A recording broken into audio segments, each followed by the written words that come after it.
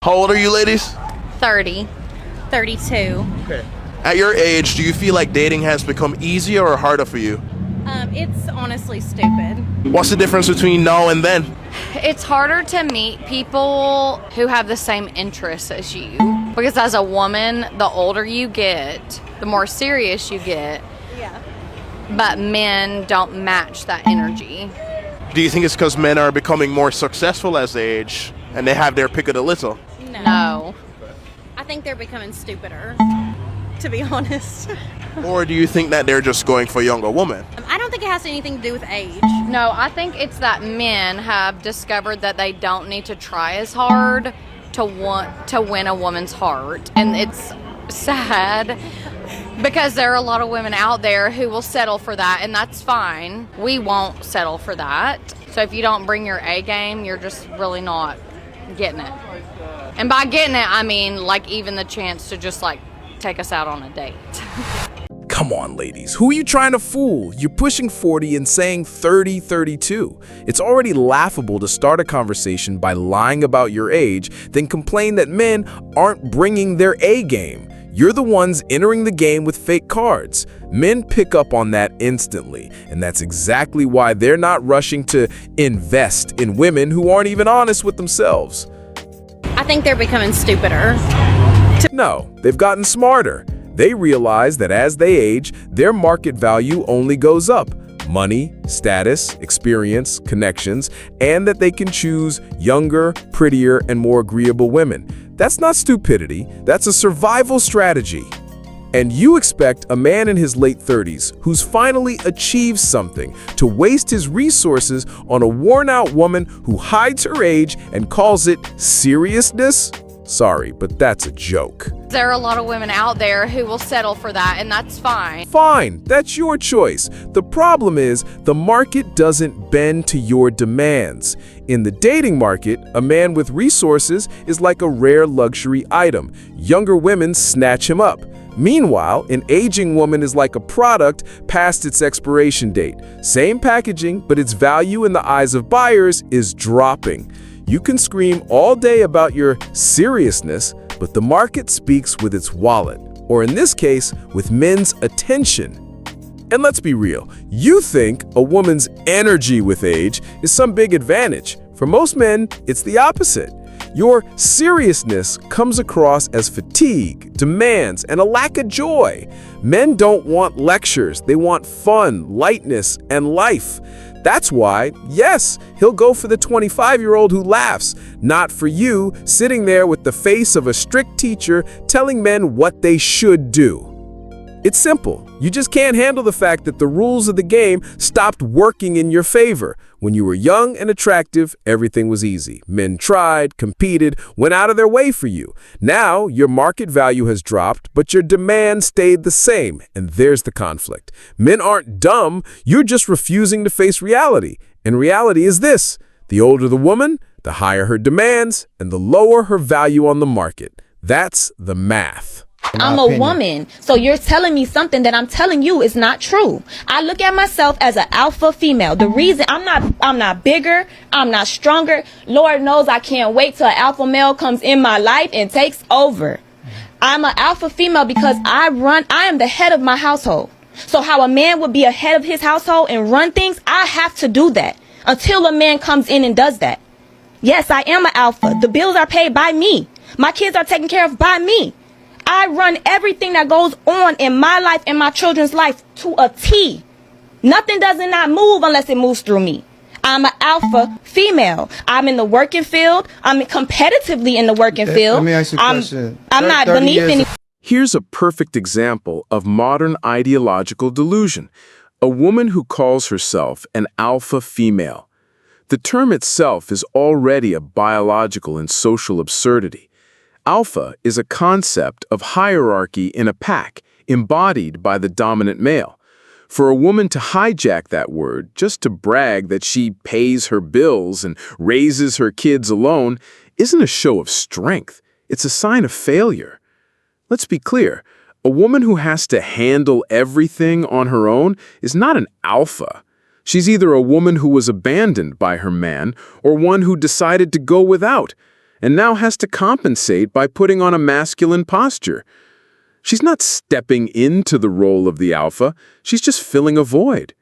She's confusing forced self-reliance with natural leadership. Then she says, I'm in the workforce, I'm competitive, I'm beneath no one. That's straight out of the feminist playbook of the strong, independent woman, except in reality it's a contradiction.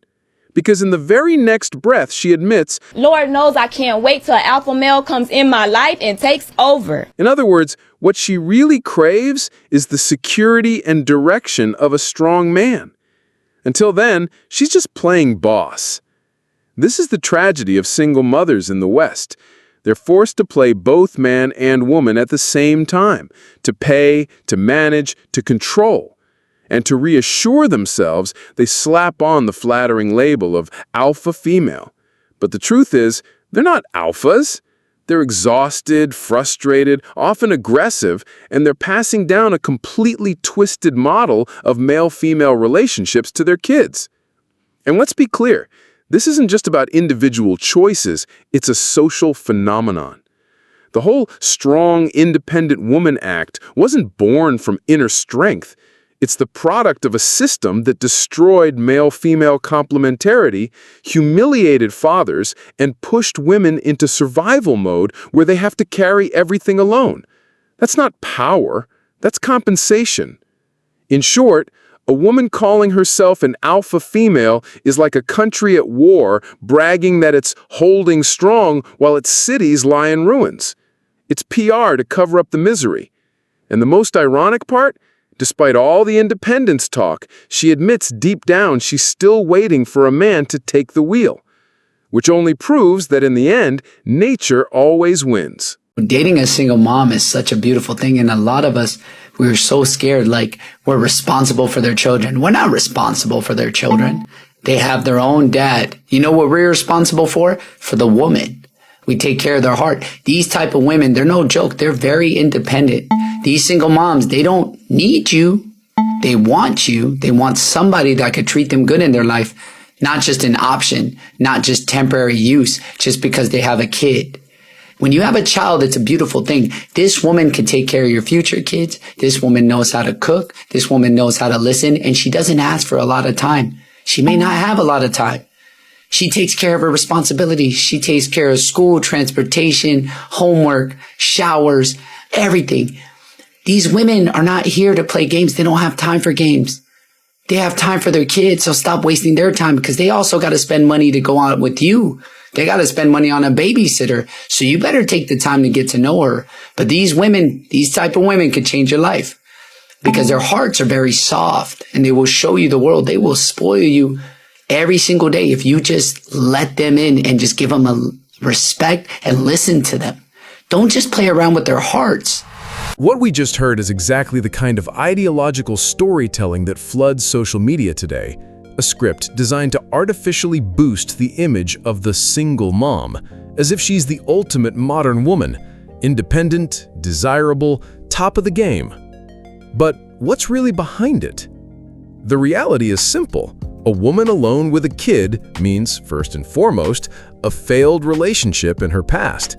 And failed relationships don't just happen by accident.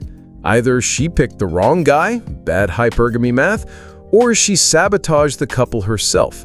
Either way, there's baggage, responsibility, a crack in the foundation. This kind of speech tries to sell you a romantic illusion. You don't have to take care of her kid. Lie. The moment you step into her life, you're in that child's life too. You take on the burden without the recognition. These women are independent, they don't need you. Then why are they out looking for a man? If they didn't need one, they wouldn't be searching, right? They'll give you their heart, their soul, treat you like a king. That's advertising copy. In reality, you'll always be second place after her kid, and your role will mostly be utilitarian, filling her emotional, financial, and logistical gaps. Notice the classic pitch. They can cook, they can listen, they can manage. In other words, they're selling you a mother as if she's a premium package. But what this guy conveniently forgets is that you're not her first choice. Her child is. You're not the center of her world. You're the leftover option. And here's the kicker. Why push single moms so hard? Because in feminist Western society, the failure of relationships has to be normalized. Marriage was trashed, stable families were dismantled, female independence was glorified. The result? Legions of 30, 40-year-old women with kids in tow and no stability. Since that's a massive social problem, who's supposed to take care of these women and their children? The system sugarcoats it with propaganda. Single moms are special. They deserve more. They're queens. The truth? For most men, dating a single mom is a high-risk deal. Not your kid, but your responsibility. Not first place in her heart, but second. Not the freedom to build your own family, but the duty to take on someone else's leftovers. Sure, there are exceptions.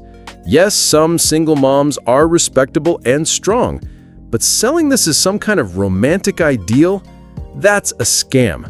And the guy pushing this cheap Hallmark rhetoric, they've got the best snacks. They'll show you the world. Is running the same brainwashing campaign, turning a societal problem into a fake love story. Behind the glorification of single moms is society's attempt to manage the wreckage of feminism. Behind the line, "they don't need you," is a hidden SOS call. And for men, the deal rarely makes sense. You pay full price for something that's already damaged. Meme. Approved. What's up, guys? Welcome back to Modern Verdict. I'm Steve, and today we're diving headfirst into the crazy world of modern dating. We're going to break down exactly what today's women are saying about men, relationships, and where it all went wrong. How old are you? I'm 44. How do you feel about sex on the first night? I don't care. If I have to do, I do. But if I go through dating with somebody else and I figure out this guy for a relationship, I don't make sex first time. So wait, if he's a good guy, you'll make him wait. If he's a bad boy, you'll give it up. Ma'am, please stop dreaming at 44. You're still talking like a 20-year-old playing games with guys. Do you even realize how ridiculous that sounds? At your age, you should already know that a woman's value in the dating market isn't eternal, and the clock isn't working in your favor. Yet here you are, giving it up to the bad boys like some college girl chasing excitement while making the decent guy wait around like a fool. That's not strategy, that's self-sabotage. The irony is brutal.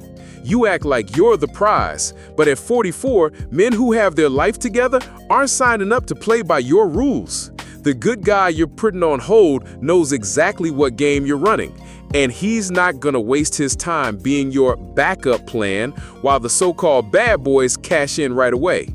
By this point in life, it's not you who's choosing, it's you who's being chosen, or not. And the harsh truth is, when you cling to the same mindset you had at 25, you don't come across as empowered, you come across as delusional. That's how women end up single at 50, still waiting for Mr. Right, when the reality is they pushed him away years earlier.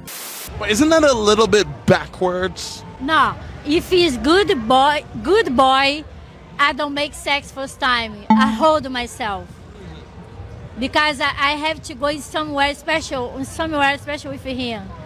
Whereas, I hold. But you Because don't. I have to show him something special, you know, But if he's a bad boy, just for fun. because you know he doesn't care about you. He doesn't care about. I don't care too. The most dishonest part here is the double standard. With the good guy, I hold back because it has to go somewhere special. Fine, that sounds consistent, even demanding. But right in the next breath, you admit that if the good guy wants sex on the first night, you'll still hold out. In other words, he has to keep proving he's worthy, while the bad boy doesn't have to prove a damn thing. That's not value, that's theater. You're not protecting your femininity, you're feeding your addiction to drama. And psychologically, it couldn't be clearer. You confuse desire with tension, respect with boredom. You crave validation from the predator because his indifference excites you, and you punish the stable guy because his clarity forces you to face yourself. Guess why she's 44 and single? Good luck trying to understand that gender. Okay, so I haven't dated anybody in 3 years. I finally decided I'm gonna put myself out there, start meeting people. These men are weak. These men are soft, okay? They don't text you. They don't call you. They like your Instagram post. It is the weirdest thing I've ever seen. What planet is everybody on? Why are girls allowing men to act like this to them? Absolutely not. No, go waste your time with a 20-year-old. Like, they'll probably be happy to get your attention. Oh, somebody's here for me. It's not a date. Oh, please, cut the crap for a second. You show up after 3 years of sitting out the dating game and really think the men's market is going to be waiting for you with flowers and violins? You throw out that men are weak, soft, just liking your Insta posts. But do you even realize that's exactly what you and your girlfriends have conditioned them to do? You wanted it this way. You scream you want men to be bold, strong, masculine. But at the same time, you live in a world where a straightforward text is harassment, a spontaneous call is creepy, and any clumsy attempt at flirting gets screenshotted and mocked in your stories. So yeah, men don't take risks anymore. They just double tap your posts. It costs nothing and saves them from the public trial. And let's be real. If you want strong men, maybe start by not treating them like children or grading them on their social performance. You demand courage, but what's your courage? Sitting out for 3 years in your comfy bubble and then complaining that the market doesn't look appealing? The truth is, the guys you call soft actually figured out the game better than you did. They stopped killing themselves trying to impress women who spent the last decade repeating they don't need a man and that men are trash. So yeah, they've learned to conserve their energy. And now you come whining because, surprise, you're reaping the exact world your generation created. That jab of yours about go waste your time with some 20-year-olds is even more revealing. You think it's an insult, but it's really an admission of weakness. Those younger women, they attract men because they give what you refuse to embody: freshness, femininity, lightness, and, worst of all for you, a bit of admiration for men instead of nonstop contempt. You can sneer that it's a waste of time, but the truth is, men are voting with their feet, going where they actually feel valued, not attacked. It's not that they're soft, it's that they're done being punching bags for bitter women. So don't play the victim and don't pretend men have suddenly changed. No, society changed, and so did you. Men just adapted. Instead of 3 bouquets of flowers, you get 3 likes on Instagram.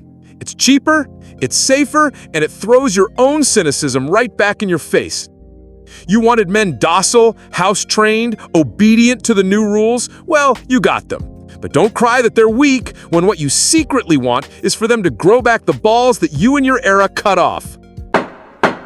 If you keep attracting lessons in dating, it's because you're chosen for a higher love, which means the more fucked up or non-existent your love life is, the higher the divine union you're calling in. Because your soul cannot settle in mediocrity, you have to endure the training grounds first. Old souls will attract unavailable people over and over and over again because they actually have to learn how to be more selfish and be more comfortable being vulnerable in the spotlight. You'll also attract a lot of those almost fake out relationships because you're mastering discernment. Yo, man, your whole thing is new age bullshit wrapped up in pseudo-spiritual jargon to help you swallow a much simpler pill.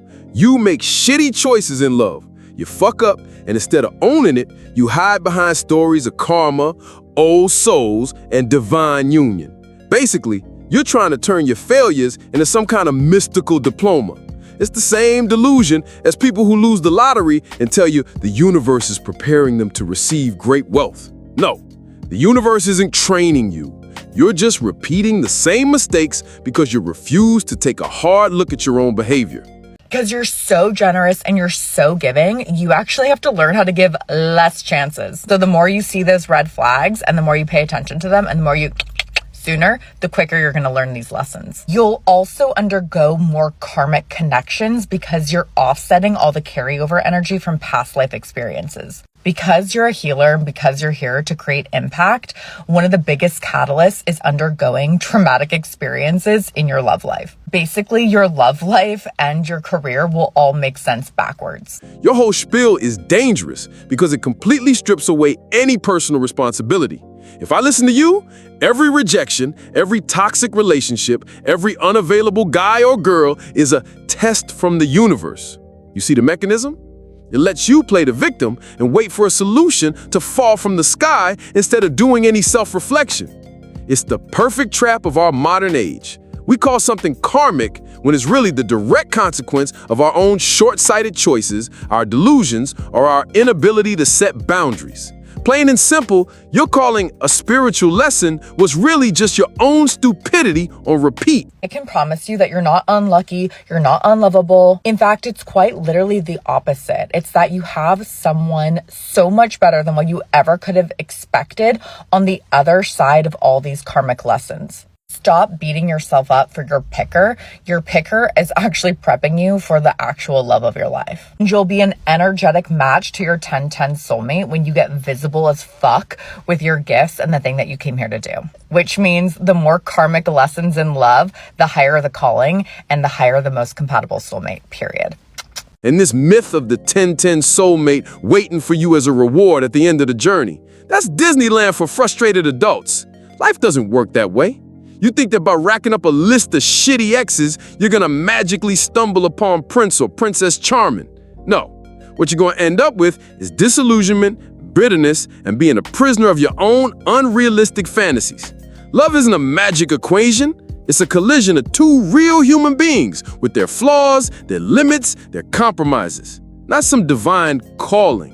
In short, if you keep telling yourself these stories, you're not moving forward. You're just digging yourself deeper into a cheap-ass religion where failure is sacred and mediocrity is dressed up as destiny.